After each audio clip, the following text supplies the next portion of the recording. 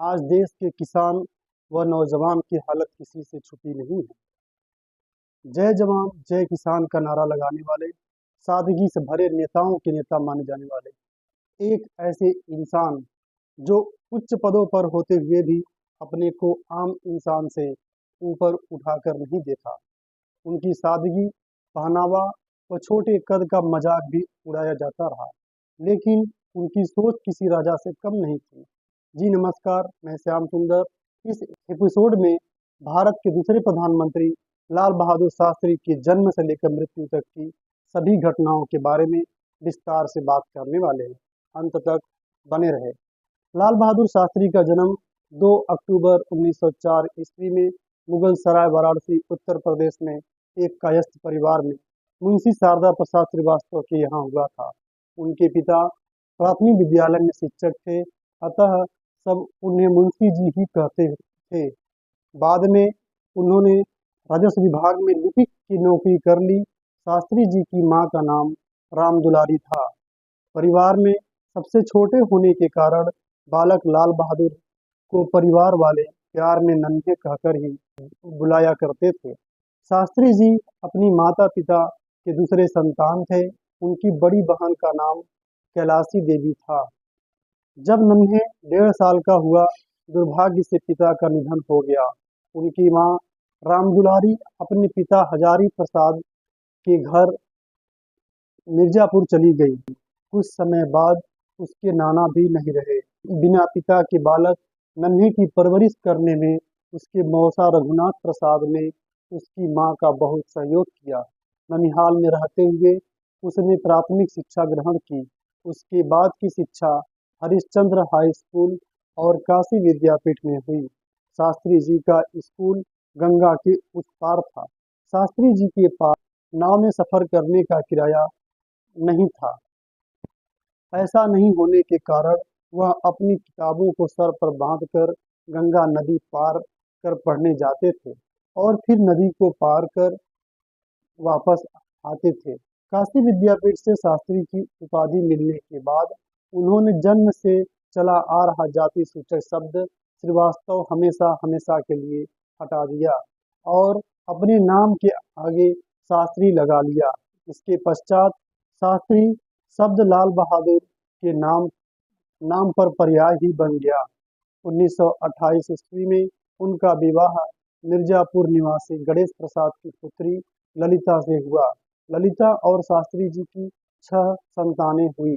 2 पुत्रियां कुसुम व सुमन और 4 पुत्र हरिकृष्ण, अनिल, सुनील व अशोक थे। लाल बहादुर शास्त्री जात पात के सख्त खिलाफ थे, तभी उन्होंने अपने नाम के पीछे सरनेम नहीं लगाया।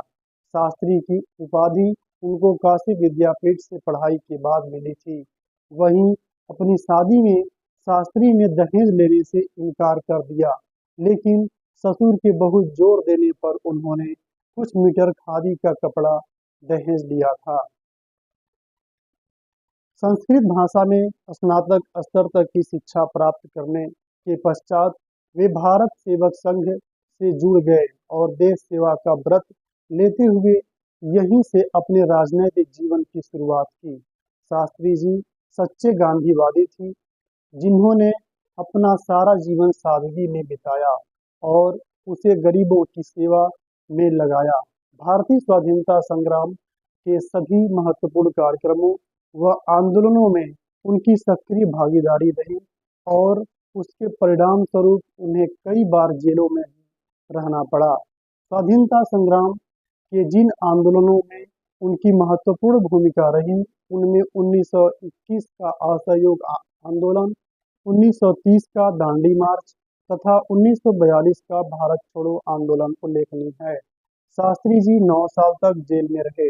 असहयोग आंदोलन के लिए पहली बार वह 17 साल की उम्र में जेल गए, लेकिन बालिग न होने की वजह से उनको छोड़ दिया गया।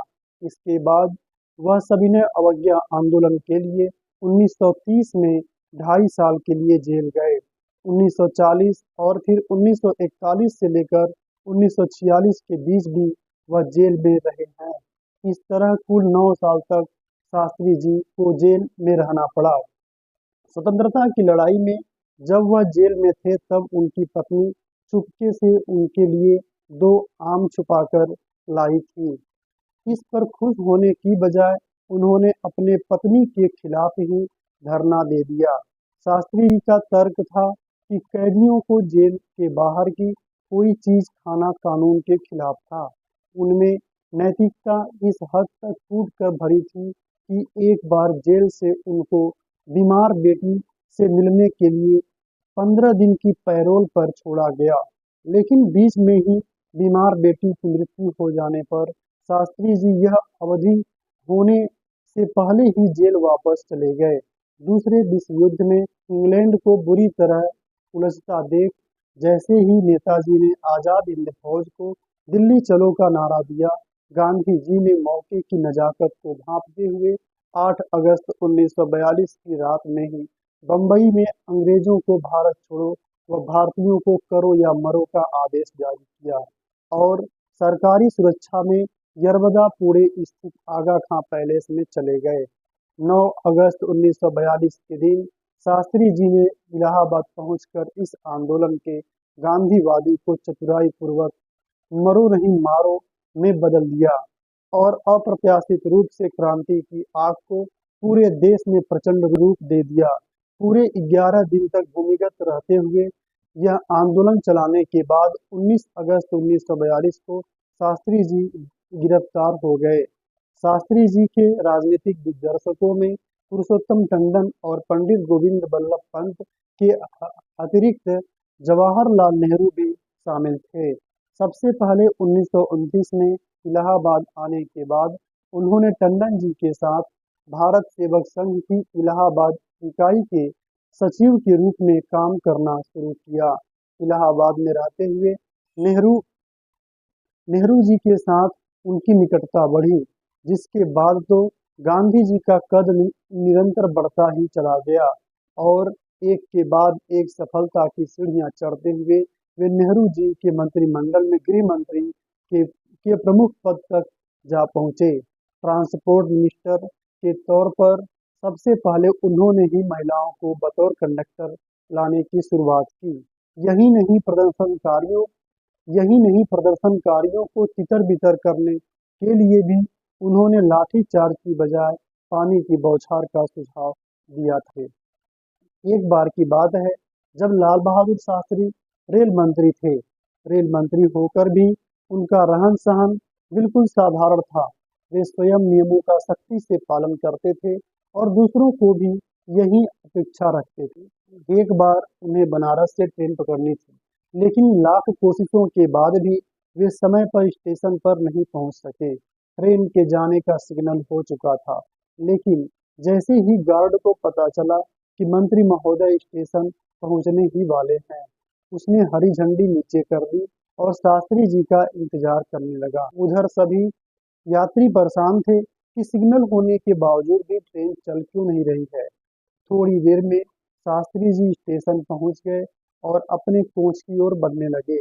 उन्हें देख वह गार्ड भागा भागा उनके पास पहुंचा और बोला, सर, जैसे ही मैंने सुना कि आप आ रहे हैं, मैंने ट्रेन चलने नहीं दी। यह सुनकर शास्त्री जी ने गार्ड से दृष्टि घुमाई और बिना कुछ कहे ट्रेन पर चढ़ गए। गार्ड बहुत खुश था। उसे लगा था कि गान उसे लगा था कि मंत्री जी उसके कार्य से खुश हो गए हैं और अब उसकी पदोन्नति निश्चित है। लेकिन अगले ही दिन उसे ड्यूटी ठीक से न करने के आरोप में पदमुक्त कर दिया गया।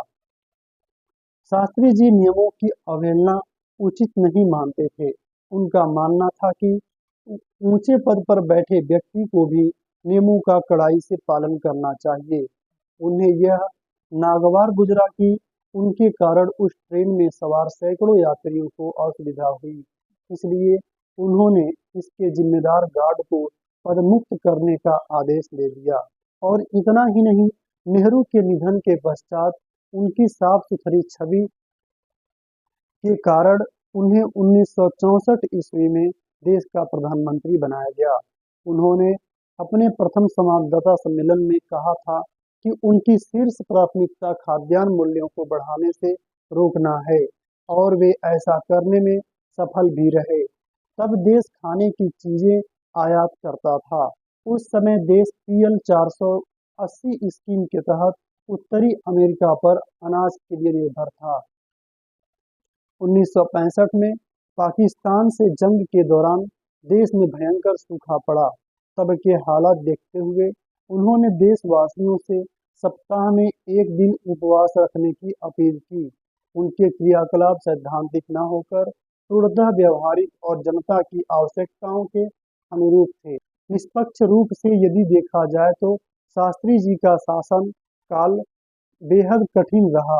पूंजीपति देश पर हावी होना चाहते थे और दुश्मन देश हम पर आक्रमण करने की फिराक में थे। 1965 में अचानक पाकिस्तान ने भारत पर सायं 7:30 बजे हवाई हमला कर दिया। परंपरानुसार राष्ट्रपति ने आपात बैठक बुला ली, जिसमें तीनों रक्षा अंगों के प्रमुख व मंत्रिमंडल के सदस्य शामिल थे। संयोग से प्रधानमंत्री उस बैठक में कुछ देर से पहुंचे। उनके आते ही विचार विमर्श प्रारंभ हुआ। तीनों प्रमुखों ने उनसे सारी वस्तु स्थिति समझाते हुए पूछा, सर क्या हुक्म है? शास्त्री जी ने एक वाक्य में तत्काल उत्तर दिया, आप देश की रक्षा कीजिए और मुझे बताइए कि हमें क्या करना है। शास्त्री जी ने इस युद्ध ने नेहरू के मुकाबले राष्ट्र को उत्तम नेतृत्व प्रदान किया और जय जवान जय किसान का नारा दिया। इसमें भारत की जनता का मनोबल बढ़ा और सारा देश एकजुट हो गया।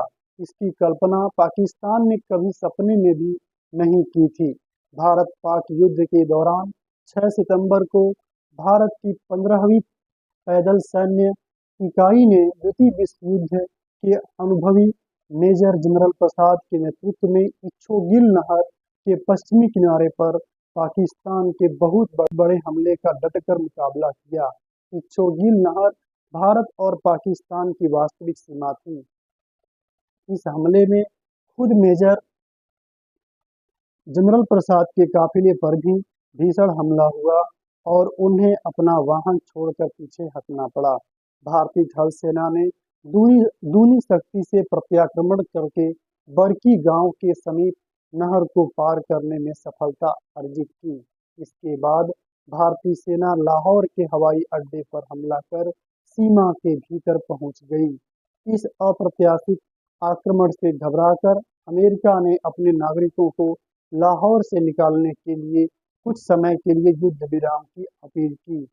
आखिरकार रूस और अमेरिका की मिलीभगत ने शास्त्री जी पर जोर डाला गया। उन्हें उस सोची समझी साजिश के तहत रूस बुलाया गया, जिसे उन्होंने स्वीकार कर लिया। हमेशा उनके साथ जाने वाली उनकी पत्नी ललिता शास्त्री को बहला फुसला कर इस बात के लिए मनाया गया कि वे शास्त्री जी के साथ रूस की राजधानी ताशकंद न जाएं, और वे भी मान गई। अपनी इस भूल का श्रीमती ललिता शास्त्री को मृत्यु पर्यंत पछतावा रहा। जब समझौता वार्ता चली तो शास्त्री जी एक ही जीत थी कि